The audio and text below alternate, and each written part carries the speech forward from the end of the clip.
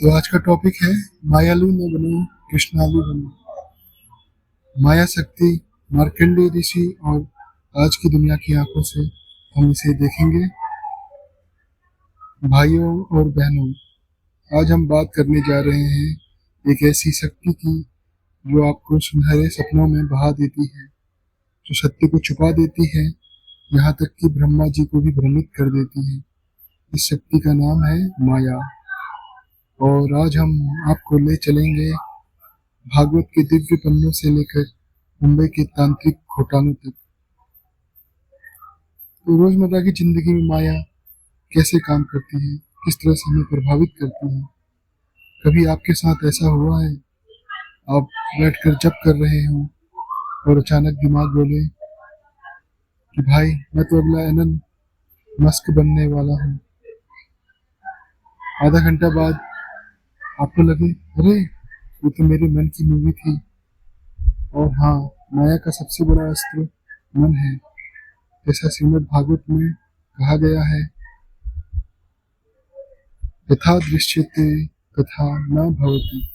जो दिखता है वो वैसा होता नहीं, यही माया है। तो रियल लाइफ एग्जाम्पल है, दिल्ली और मुंबई में म्यूजियम ऑफ इल्यूजन। लोग वहाँ घूमते घूमते गुम हो जाते हैं। घूमती सुरंगें हैं, सिकुड़ते कमरे हैं, सबको ये मैजिक लगता है। लेकिन भाई ये माया का डेमो वर्जन है। रियलिटी को डिस्टॉर्टेड कर देती है, परसेप्शन को ट्विस्टेड कर देती है। ठीक ऐसे ही माया जो दिल और दिमाग दोनों को मोड़ देती है। मार्कंडेय ऋषि के साथ माया का क्या लीला हुई थी, ये श्रीमद् भागवतम महापुराण स्कंद 12 अध्याय 9 में आता है। मार्कंडेय ऋषि ने 6 मनवंतर लगभग 1.84 बिलियन ईयर्स तक तपस्या की थी। तपस्या का स्तर एकदम हार्डकोर मोड में था। भगवान नर नारायण प्रकट हुए और बोले, ऋषिवर आपको क्या वरदान चाहिए। तो ऋषि बोले कि मैं आपकी योग माया को देखना चाहता हूँ। भगवान बोले ठीक है। फिर कुछ समय बाद अचानक प्रलय शुरू हो गया। सारा संसार जल में डूब गया। ऋषि अकेले तैरते रहे, ना कश्ती थी ना किनारा था। फिर उन्होंने एक अद्भुत दृश्य देखा। बरगद के पत्ते पर एक दिव्य बालक अपने पैर के अंगूठे को चूसते हुए लेटा हुआ था। वो हमारे भगवान श्री कृष्ण थे। ऋषि जैसे ही उनके पास गए तो वो उनके शरीर के अंदर चले गए और वहां उन्होंने संपूर्ण ब्रह्मांड देखा, सृष्टि और प्रलय दोनों को देखा। यह माया का अल्टीमेट वर्चुअल रियलिटी थी।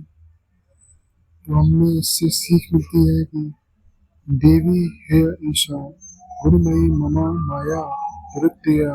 भगवद गीता चैप्टर 7 श्लोक 14। भगवान कहते हैं, यह मेरी देवी माया अत्यंत कठिन है, लेकिन जो मेरी शरण लेता है वह इसे पार कर जाता है।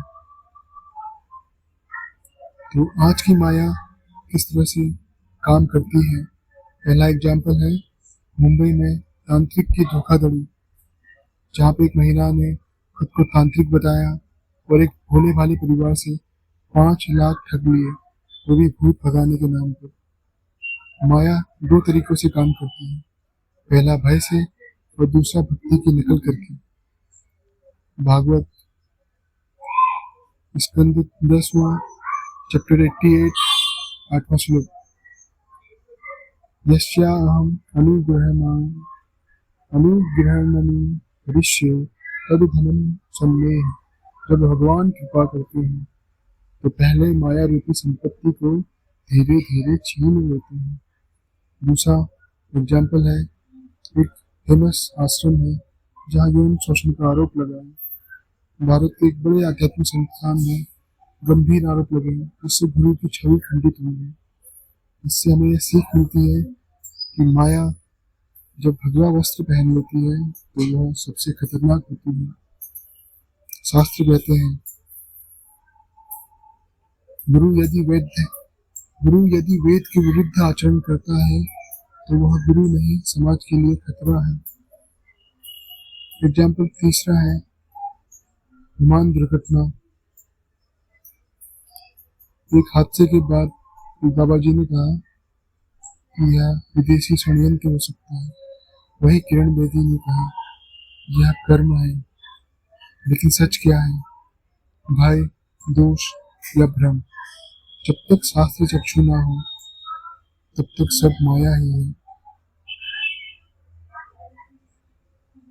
माया से मोक्ष पाने के लिए क्या करें? मार्कंडेय ऋषि को न माया से तपस्या बचा सकी न ज्ञान। उन्हें सिर्फ भगवान की कृपा ने बचाया।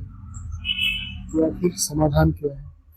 समाधान है हरे कृष्णा कृष्ण कृष्ण हरे हरे, हरे राम राम राम हरे हरे।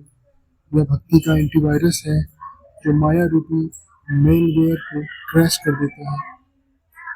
तो भाइयों और बहनों, जब तक कृष्ण नहीं है तब तक सब माया है। जब तक कृष्ण आपके साथ नहीं है तब तक माया आपके साथ है। चाहे वो म्यूजियम हो या मीडिया, तांत्रिक हो या भगवा वस्त्र में कोई साधु या व्यक्ति, सब बोलेंगे कि ये तो रियल है। लेकिन भागवत कहते हैं, S B Srimad Bhagavatam canto 7 chapter 5 41 श्लोक, मोते विदुम स्वार्थ गति विष्णु। लोग अपनी असली भलाई विष्णु प्राप्ति को नहीं जानते हैं।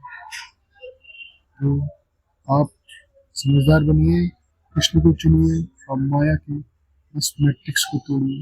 हरे कृष्ण।